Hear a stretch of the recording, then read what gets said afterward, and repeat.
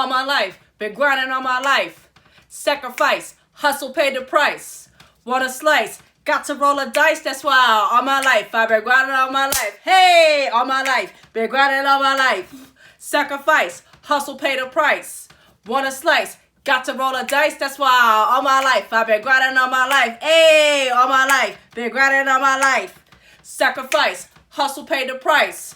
Want a slice, got to roll a dice, that's why all my life I've been grinding on my life. Hi everybody, my name is lgill and I am the founder and chief power specialist at Power Publicity, where we help artists and creative brands to increase their visibility, influence, and income. And if you cannot tell by the intro, today we are discussing the urban legend, aka neighborhood Nip, aka the Tupac of my generation, aka Armias Ashkadom, aka Nipsey Hussle. So I kind of didn't mention this in my last video, but this is technically the second video of our master series. Our master series is where we take examples of excellence in the mainstream and learn how we can apply it to independent and emerging artists. So the first video that was in part of our master series was a video about Tierra Whack and Whack World and how you can use that as an example to create great content to promote your music. If you have not watched that one, go watch that one after this one. So I'll make sure you get all the links for that. But today, specifically in this video, we're going to be talking about 4 boss tips from Nipsey Hussle, because along with being a great rapper, MC, and poet, we all know he was a astute businessman, a philanthropist, and I personally believe he left a great blueprint for artists on how to run their career. So let's get into it. The first boss tip that we can learn from Nipsey Hussle is the power of ownership. If it's one thing that Nipsey consistently talked, preached, rapped about, whatever you want to call it, was the power of ownership. And he really walked this out and did this throughout his career. Not with just owning his masters, making sure he has his publishing rights, royalties, all that other kind of stuff. He was really into owning the ecosystem of which he delivered his content to his fans. So one of the concepts that he also really brought up a lot was vertical integration. Now, what is that? Vertical integration is basically when a company has different products and services to fulfill one consumer need. So think about Apple. Apple has Apple Music, they have iTunes, they have also their platforms, the iPhones, and all that type of stuff, all so they can help deliver music to their consumers. And that's one of the things that Nipsey also talked about, and he realized the power of ownership, because one of the things he said was you either being leveraged or you're leveraging your own stuff. And him being the boss man that he was, wanted to leverage his own content and really valued delivering his content to his fans. That is why he was inspired to do his Proud to Pay campaign, where he initially said, okay, I'm going to take my mixtape and I'm going to charge $100 for it. So with that whole bold move, he basically said, okay, I'm going to charge $100 for my mixtape, and the package is going to include, of course, the actual project itself, merchandise, and a concert ticket. Another thing too, also he had a vision for, he said, along with growing his marathon brand into franchises where there could be restaurants, barbershops, fish joints, that sort of thing, is taking that particular space and integrating that into his music. So when he drops an album, fans can come in, listen to it at any other marathon stores exclusively for a week, and before it's released to other platforms. That's all the power of ownership and knowing how to really deliver your goods directly. And one of the easiest ways that somebody that's independent or emerging can do this is really taking their content and putting it on their website for sale. I talked about this a little bit in one of my previous videos where I talked about merch bundles.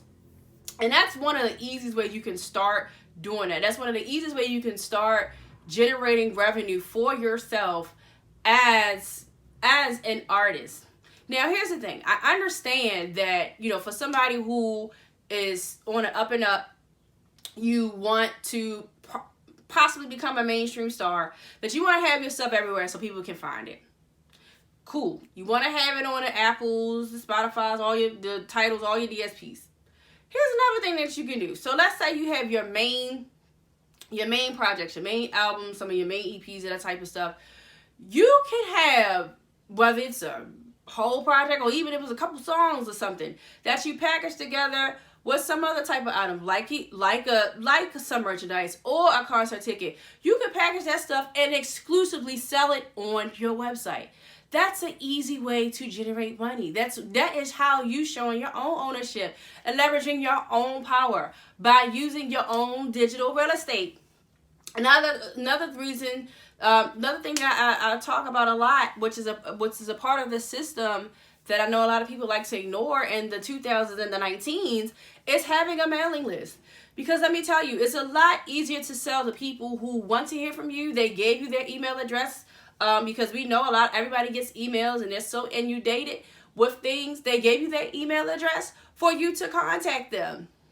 So let's take my previous example where you have that exclusive content that they can't get from anywhere else except for your website, except for your platform. If you got a good, healthy mailing list, you can easily send a message out to those people and say, hey, I have this stuff. Come get it. Of course, you gonna have a real message on there, but you get the point. you like, I have this exclusive content, for this. That's real. That's easy money. So don't neglect having your own digital systems, your own website, your own mailing list, because that allows you to start to build your revenue. And that kind of goes into my next point. Which my next point is to know your worth. If it's one thing that Nipsey knew, was that he knew his worth. Because here's the thing. Back when he did that whole bold move of charging $100 for a mixtape, people were still giving away their stuff for free. They was giving away for the free. Granted, we was kind of in that funky transition period where people were starting to kind of slowly but surely move over to streaming, and the mixtape era was starting to come to a close. But people were still trying to use a model to get on that was pioneered early in the decade or the previous decade, in the early 2000s. But he looked around and said, you know what? I'm going to take this good old example from this Philly sandwich shop owner and apply it to myself, because I know what my art is worth. I know what, I know my value, and I know that what people are willing to pay for it. So I'm going to put it out there. Another thing is, too, when he finally made that deal with Atlantic, at that point, he was getting six-figure royalty checks. Six-figure royalty checks. And if my research is serving me well, my memory is serving me well, that was monthly. So imagine that you're coming to the table, you come into big record label, Atlantic, and you say, hey, I'm making this amount of money off my own stuff, on my own. And you can make the types of demands to say, I want to own my masters. That is the importance of building leverage and knowing your worth. See, when you know what you want and what you command and who you are, you're not going to accept anything less. So it's really important for you to sit down and think about, how do you see yourself? What are your goals? How do you see your career? If you want to make that move and transition and partner and bring an investor on, because that's basically what labels are. They are investors. It's no different than an entrepreneur going on Shark Tank to ask the sharks for money to grow their business. They did everything they could on their own with all the capital and resources that they had, and now they need to bring somebody else in. But the thing is, you know what? You always know what the sharks are going to ask. What's your sales? How much money you bringing in? What, who has an interest in it? It's the same thing when it comes to your career. The more leverage you build, the better deal you're going to get when you decide to bring on a partner. That's also why it's important to make sure you have really great team members to kind of help you grow. Because yes, you can, there's only so much you can do as an owner, and you as an artist, you don't have time to handle that. So once you have the capacity to hire people and have the resources to do that, make sure you get some good people on your team to kind of guide you along that way. So my third point is really understanding your customer and building that relationship. That's one thing he took the time to do. So he recognized, he said, hey, Dip said, hey, look, I know that in this day and age, people don't really like to pay for music. So what I'm going to do is I'm going to leverage this connection into creating experiences that I know my fans are willing to pay for. Yeah, somebody may not want to pay $10 for the CD, but if they can pay $100 and they know that they can get the music, get some cool merch, come to a show, or as I was explaining before, come to the store and get that experience, be around like-minded people, be around his fans, possibly meet the artist, if he decides to do that, then that's one way. Then that's one way that you'd be able to really build that connection, and also generate revenue for yourself at the same time. So if you are looking to really build your connection with your fans, first you got to know who they are. Now, I know when you look out to the crowd and perform, particularly as you grow, you may see different types of people that, in the crowd that relate to you. They come from different type of backgrounds. But one thing's for sure, there's always going to be that one specific person, that one type of person, they have certain set of values. They come from a particular place. They identify a certain way. They move a certain way. They come from a social economical background that will be like, you know what? I really like her. They my hive. They're gonna go crazy for you in the comments if somebody come out they mouth sideways about you. These are your beehive people. You have to take time to figure out who that is for yourself. So that's the first thing. And then also build connections with them over time. And there's various ways that you can do that. There's various tools. There's not no one way. The only right way is the way that allows you to connect with your fans, is the way that resonates with the people that you're trying to connect with. So, because there's different things you can do. You can use social to do that. Of course, putting out great content that they can relate to and that captures their attention. As I said, their mailing list, that's because it gives you a platform where, you don't have to just be this thing where you're just mailing stuff out or sending stuff, I should say, rather, and you're just sending sales promotions. You can send personalized messages and say, hey, this is who I am. Like, this is stuff that people won't get on social. They might not get this stuff that you post. Because as I may have said before, everybody that's following you on social media, they're not necessarily your fans. Some of them are your haters. Some of them are just nosy. They're just trying to see what's going on. Some of them are your mama, your best friend down the block. But they may not necessarily buy from you. So you really just have to take that time. Another way, of course, you can do your own live experiences just where you are.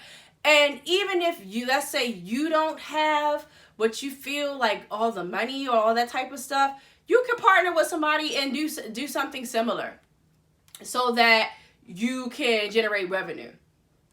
And kind of like a previous example when I talked about, okay, you can sell exclusive content on your website. Same thing here. So let's say you're doing this dope show, you having a listening party, you're doing a special event. One way you can really generate some excitement, some interest, and grow your connection with your fans is, one, you have to tell people, you got to be on my list to get entry. You got to be on the list. So let's say you post that online, you post that on social media. Whoever's not already on their list and they really like you, they really rocking with you, they really love you, they're gonna get on that list. They are going to get on the list because they want access into that experience. People love the idea of getting stuff that people can't have. That's why VIP bottle service exists at the club. So you have that where you say, okay, you got to be on my list to get access. Once people are on your list, you can say, okay, for this event, I have 300 passes available. And the first 300 people to get these passes, you know, of course they get access to the event. That's another way you're creating demand, and you're easily making revenue off your art and your content, and providing a dope experience for people, all in one fell swoop, all by using just simple tools digitally online to really build that connection with people. And the last thing I'm going to talk about is investing in yourself.